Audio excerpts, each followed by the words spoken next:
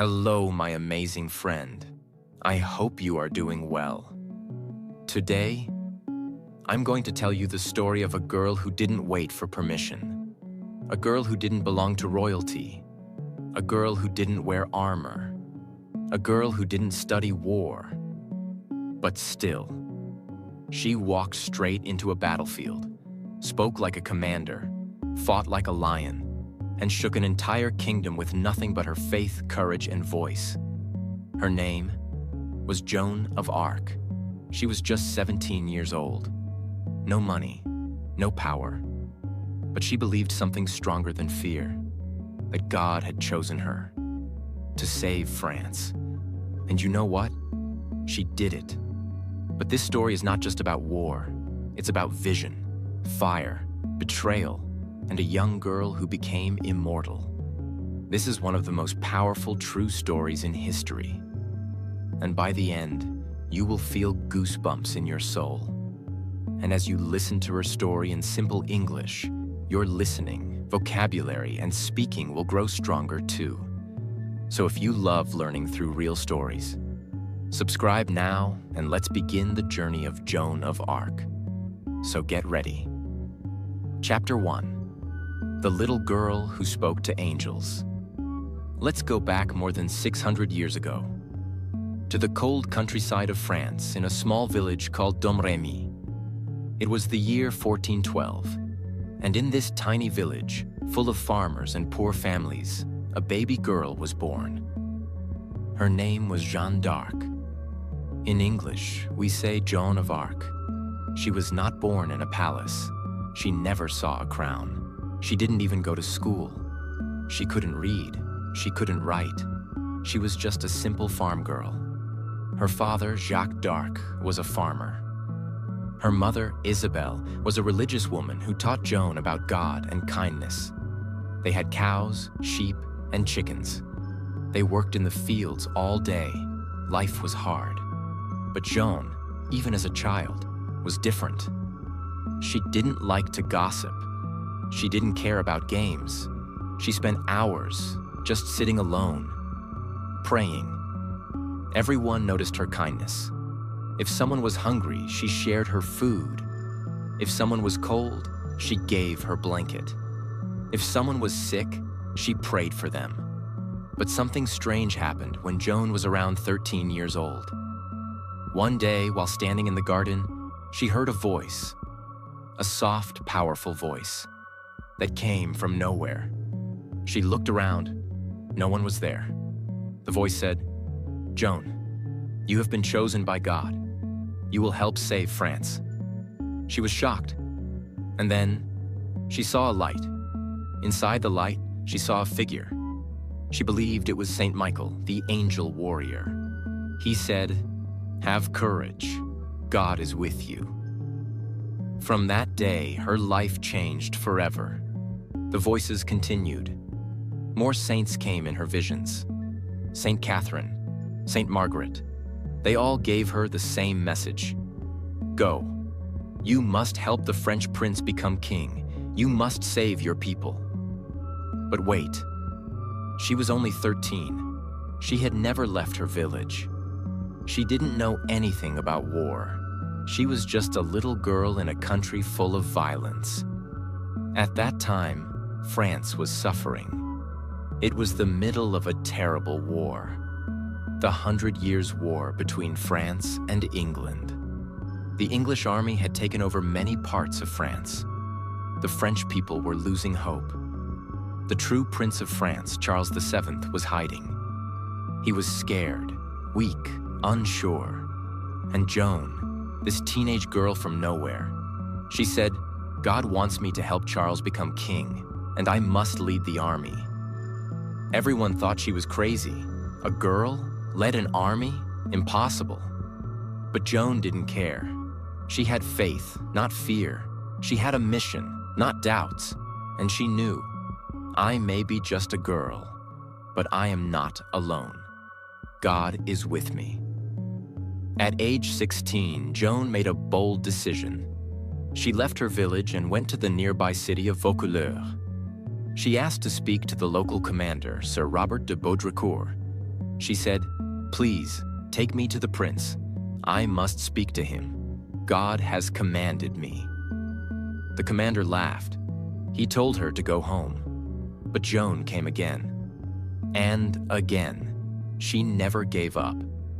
People began to notice something powerful in her eyes. A strange confidence, a light.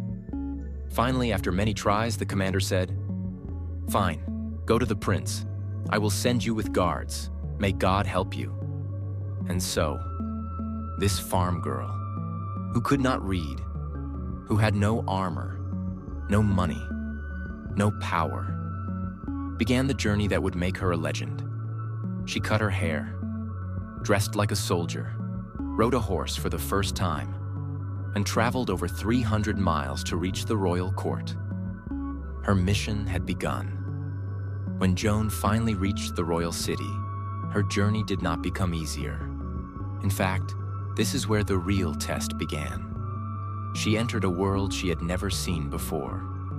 Tall stone walls, guards with shining armor, rich nobles wearing expensive clothes, cold eyes full of doubt. This was the court of the French prince, Charles, the man who might become king one day, if France survived. And standing at the gate was Joan, a teenage girl, dust on her clothes, no title, no education, no power. But inside her chest, her heart was burning with certainty. The prince did not meet her openly. Instead, he decided to test her. When Joan entered the great hall, dozens of men were standing there. Nobles, commanders, church leaders. Among them stood one man dressed like a king. But that man was not Charles. The real Charles was hiding quietly among the crowd, wearing simple clothes, watching her carefully. This was a trap. If Joan was lying, if she was only pretending, she would fail. Joan looked around the room. She didn't panic. She didn't hesitate. Her eyes moved slowly. Then suddenly, she walked straight past the false king and stopped in front of the real one. She bowed and said calmly, "You are the Dauphin of France. God sent me to you." The room fell silent. Charles turned pale. No one had told her who he was. At that moment, doubt entered his heart, and fear left it. Charles took Joan into a private room. No guards, no nobles, just the prince and a village girl. What Joan said next was never fully recorded, but Charles later admitted, "She told me a secret that only God and I knew." That secret shook him. For the first time in years, Charles felt hope. Still, hope was dangerous. If this girl was wrong, she could destroy everything. So the church demanded an investigation. Joan was sent to the city of Poitiers. For weeks, priests and scholars questioned her. They asked her cruel questions. Are you sent by God or by the devil? Why would God choose a girl? Why should men follow you? Joan never shouted, never cried, never argued. She answered simply. When asked, "Do you think God loves the English?" she replied, "I do not know if God loves or hates them. I only know he wants them out of France." When they tried to trap her with religious tricks, she said, "If I am not sent by God, may he send me. If I am sent by God, may he keep me." Her words were clear, not educated, but full of truth. After long weeks, the church reached a decision. They could find nothing evil in her. And Charles made the boldest decision of his life. He gave her what no woman had ever been given, an army. Not because she knew war, but because she gave people belief. Joan was given white armor, a horse, a banner, not a sword. On the banner were the words, Jesus, Maria. She said, "I will not kill. I will carry the banner. God will decide the rest." Soldiers laughed at first. A girl leading men into battle? But something strange happened. She didn't drink. She didn't swear. She prayed every night. She spoke with confidence, not arrogance. Slowly, laughter turned into respect. France was losing badly. The city of Orléans was surrounded by English forces. If Orléans fell, France would collapse. This was the final hope. Joan stood before the army and said, "Do not fear their weapons. Fear only losing faith. Follow me, and France will rise." She rode at the front. Arrows flew, men fell. Joan was not trained for war, but she moved like someone guided. At one point, an arrow struck her shoulder. She fell. The army froze. Was this the end? Joan stood back up, pulled the arrow out, lifted her banner again, and shouted, "Forward! The city is ours!" The soldiers charged, and for the first time in years, France won. The siege of Orléans was broken. Bells rang, people cried, soldiers knelt. A teenage girl had done what trained generals could not. News spread like fire across France. They didn't call her a girl anymore. They called her Joan of Arc, the maid, the messenger, the hope of France. But victories create enemies.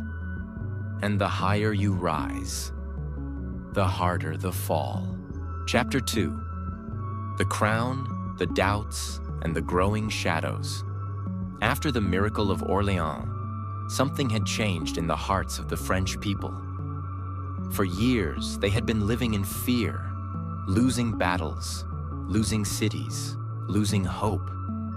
And then suddenly, a teenage girl arrived from a farm. Not with books, not with a weapon, but with fire in her soul. She walked into the war like a flame in the dark, and now that flame had grown into a wildfire. People whispered her name with awe. La Pucelle, the maid. She was sent by heaven, and in the center of it all stood Joan, calm, focused, still not proud. She gave all credit to God, but she wasn't done. Not even close. Remember, Joan didn't come to win just one city. She came to save France. She had told Charles from the very beginning, "You must be crowned. You are God's chosen king. I will take you to Rennes." Now this might sound simple, but it wasn't. Why? Because Reims, the sacred place where French kings were crowned, was deep inside enemy territory. The journey there was full of danger. Castles controlled by the English, powerful enemies, wild forests, and thousands of soldiers who would kill her without hesitation. And most of the nobles and generals, they still doubted her. They thought, "She's done her part. We've won Orléans. Now let the men take over." But Joan was not here to be a decoration. She had a mission, and nothing could stop her. She told Charles, "The crown belongs to you, but only God can place it on your head. Trust me, and we will go to Reims." It was summer, 1429. Joan rode at the head of the army, now a national symbol. Beside her was Charles, the prince who had once been afraid to fight. Behind them were thousands of men, inspired, hopeful, ready to risk everything. They passed through enemy towns. At each city gate, the people were nervous. Some cities were loyal to the English. Some didn't know what to believe. But when they saw Joan, in shining white armor, holding her banner, face glowing with purpose, something happened. The gates opened, not with war, but with faith. It was as if God was walking with her. Even the enemy soldiers began to flee without a fight. One by one, the cities opened their doors. No army had ever done this before. And finally, after weeks of marching, they reached Reims. The people welcomed them like heroes. The great cathedral, where generations of kings had been crowned, opened its doors. On July 17th, 1429, Charles was crowned King Charles VII of France. The image was unforgettable. In the center of the cathedral stood the new king, but beside him, holding her banner, stood Joan. She did not smile for herself. She didn't ask for gold or land. She didn't sit on a throne. She simply whispered, "It is done. Now I can go home." Yes, she said that. After everything, she only wanted to return to her village, to her parents, to her animals, to her prayers. But the king said, "No, you must stay. France still needs you." And France did, because while the crown was on the king's head, the war was not over. Now came the turning point, the moment when the light began to darken. Joan, whose voice had always been clear, still heard the same divine message. Keep fighting. Drive the English out completely. Begin with Paris. But now the king, the same man who owed his crown to Joan, became slow, indecisive, afraid of more war. He had the crown. He wanted peace. But peace with the English meant betraying Joan's mission. Still, Joan was loyal. She gathered troops and began the attack on Paris. But the king sent little support. He gave her a weak army and told his commanders not to fight too hard. It was a political game, and Joan was walking into a trap. On September 8th, 1429, Joan led her troops toward the walls of Paris. She believed victory was near, but this time it was different. The soldiers were hesitant. The spirit of unity was missing, and the king's support was silent. Joan fought bravely, even after being shot in the thigh by a crossbow. She refused to leave the battlefield, but her men were forced to retreat. Paris remained in enemy hands, and for the first time, Joan had failed. After Paris, everything began to change. The king stopped listening. He avoided her. He listened to politicians, not voices from heaven. Joan, once seen as a messenger of God, was now just a problem to the royal court. But she didn't give up. She kept fighting, moving to small towns, helping wherever she could. But now her army was smaller, supplies were limited, and her enemies were closing in. In early 1430, Joan heard that the city of Compiègne was under threat. She rushed there with what troops she had. But this time, the enemy was ready. The English and their allies, the Burgundians, surrounded the city. Joan led a charge to defend it. But during the retreat, the gates of the city were closed too early. She was trapped outside, alone, surrounded, on horseback. She fought with everything she had, but there were too many. And finally, Joan of Arc was captured. The people who caught her were not English. They were French. The Burgundians, allies of the English. Joan was their prize. They didn't treat her like a soldier. They treated her like a witch, a liar, a threat. They locked her in a cold tower, tied her hands, chained her feet, and waited. They offered to sell her to the English for a large sum of money.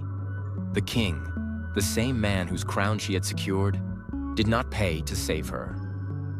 He said nothing.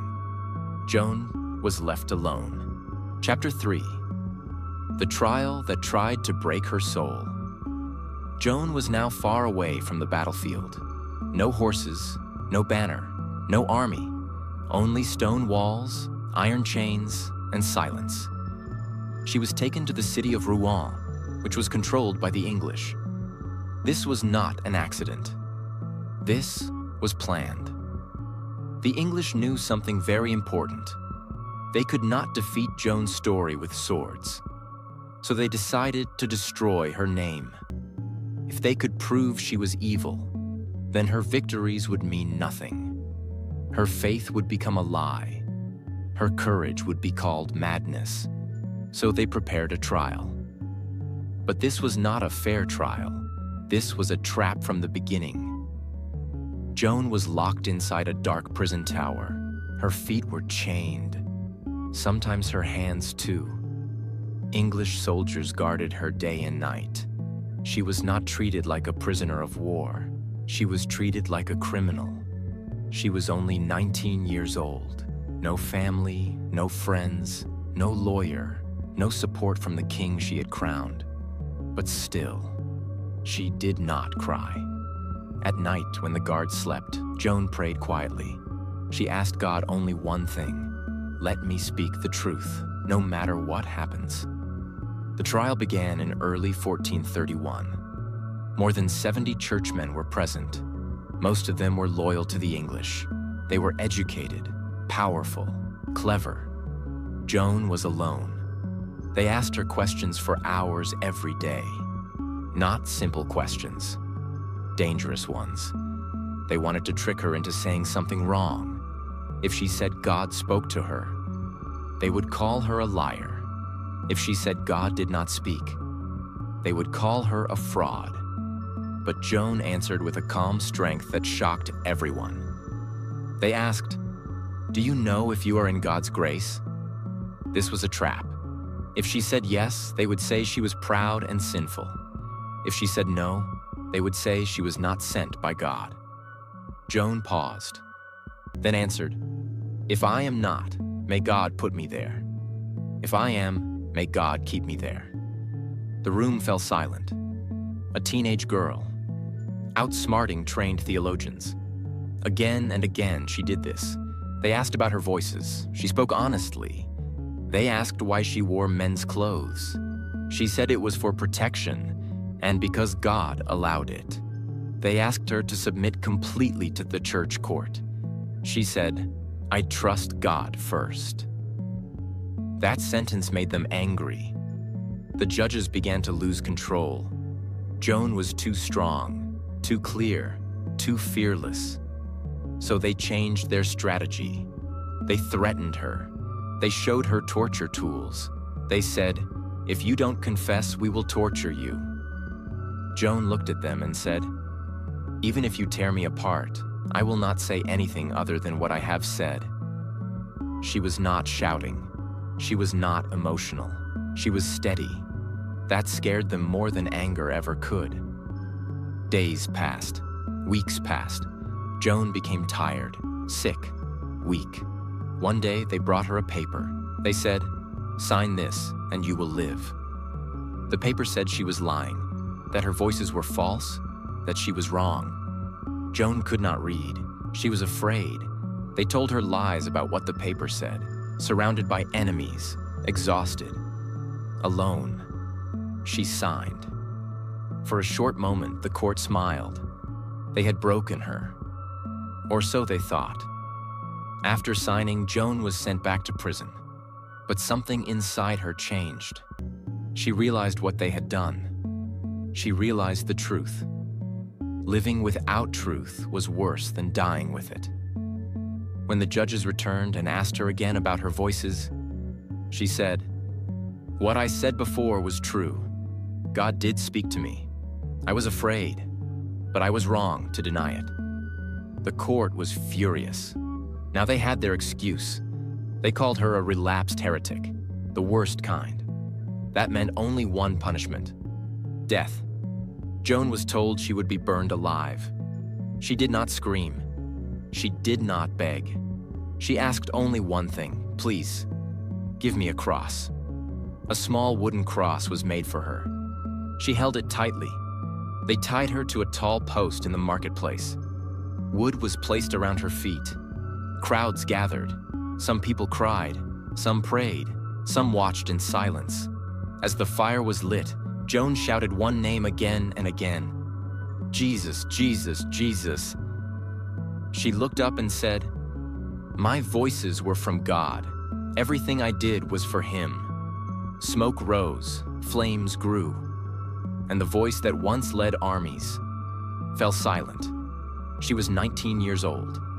When it was over, the English say they burned her ashes again and threw them into the river. They were afraid that even her remains would become a symbol. But it was too late. They had killed her body, but they had made her immortal. Chapter 4. The Girl Who Died and Then Changed the World. When the flames turned Joan's body into ashes, the English thought it was over. They believed the fire had erased her faith, erased her victories, erased her name. But they didn't understand something very important. You can burn a body, but you cannot burn a truth. You cannot destroy a spirit that came from God. And you can never silence a girl who believed. Because even as the smoke rose in the sky, something invisible began to rise with it. Her legacy. After her death in 1431, France remained divided. The war between the French and the English continued. The people who had followed Joan, the villagers, the farmers, the young soldiers, they cried in secret. They knew the truth. They had seen her power with their own eyes. They had marched behind her. They had watched her fall. But at the royal court, there was silence. Charles VII, the king whom Joan had crowned, said nothing. He had allowed her to die. He had abandoned her in her darkest hour. And now, he wore the crown that her faith had helped him earn. But time is a strange thing. It can cover lies for a while, but not forever. Years passed. Cities changed hands. Generals came and went. But Joan's name never disappeared. People still whispered her story. She led armies at 17. She faced 100 men and never ran. She heard voices from heaven. She died with God's name on her lips. And those whispers began to grow louder. By 1453, more than 20 years after Joan's death, the war finally ended. France had won. The English were pushed out. And Charles VII was now the strong king of a free nation. But there was a problem. People remembered who had helped him reach that throne. They remembered Joan, and they remembered how he let her die. The pressure grew. Finally, in 1455, Charles ordered a new investigation. He wanted the world to believe he had nothing to do with her death. So he allowed the church to review the trial of Joan of Arc. And when the investigation began, the truth exploded like a thunderstorm. More than 100 witnesses came forward. Old soldiers, priests, villagers, even nobles. And what they said was powerful. She was pure. She was chosen. She never lied. Her voices were real. The trial was a setup. She died because people were afraid of her strength. The judges who had sentenced her were exposed as corrupt. They had lied. They had twisted her words. They had murdered her under the name of religion. Not to protect faith, but to protect power. In 1456, after months of hearing testimony and studying the evidence, the court announced the truth. Joan of Arc was innocent. Her trial was illegal. Her sentence was false. Her death was unjust. And in that moment, 25 years after her execution, Joan was no longer seen as a criminal. She was declared a martyr. Her name was cleared. But even that wasn't enough to describe what she truly meant. Because by now, Joan had become more than a girl, more than a warrior, more than a national hero. She had become a symbol of divine courage. Over the centuries, Joan's name spread far beyond France. Artists painted her. Poets wrote about her. Writers studied her life. Statues were built in her honor, not just in Europe, but all over the world. Books called her the girl who saved a nation, the spirit of France, the bravest soul who ever lived. Even soldiers in later wars said her name for courage. And slowly, something even bigger happened. In the Catholic Church, becoming a saint is not easy. It takes decades of research, miracles, and approval. But Joan's life had all the signs. She had heard divine voices. She had lived with total purity. She had died for her faith. Her name inspired millions. In 1909, the church declared her blessed. In 1920, nearly 500 years after her death, Joan of Arc was officially declared a saint. She became Saint Joan of Arc, and her feast day was set, May 30th, the day she died. Even now, in our modern world, Joan of Arc remains a legend. Why? Because her story speaks to something deep inside all of us. She reminds us that you don't need power to be strong. You don't need education to speak truth. You don't need permission to follow your purpose. You don't need to be loud to be heard by heaven. She was a teenager, a farm girl, a poor child who listened to a voice that no one else heard. And she followed it, even to death. Not because she wanted glory, not because she wanted fame, but because she believed. When God gives you a mission, you do not say no. Today, you can visit places in France where Joan walked. You can see the stones where she prayed, the castles where she stood before kings, the town square where she was burned. But her real monument is not made of stone. It is the millions of hearts who still whisper her name. Every time someone is afraid to speak the truth, Joan's courage gives them strength. Every time someone is told, "You can't do this," her life becomes a voice that says, "Yes, you can."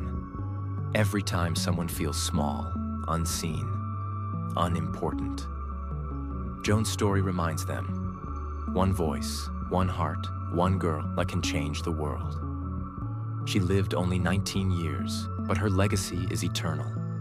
She was not a queen, not a scholar, not a warrior by training. She was simply Joan, a girl who heard something no one else did, and believed it with all her soul.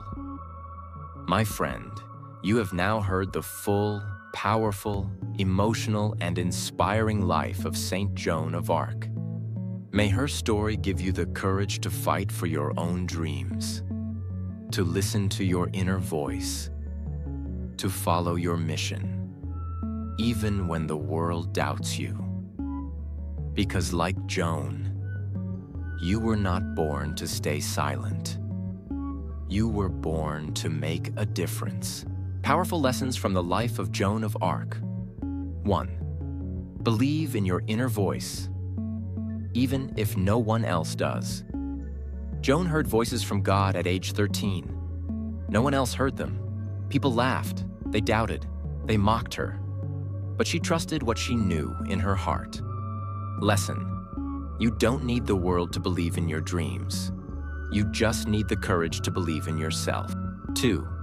Your background does not define your future. Joan was born in a poor village. She had no money, no education, and no royal blood. But she changed the history of a nation. Lesson: you are not limited by where you were born or how you started. You are defined by your vision, your action, and your faith. 3. Courage means acting, even when you're afraid. She was only 17 when she rode into battle. She had never fought before. She faced swords, arrows, and war.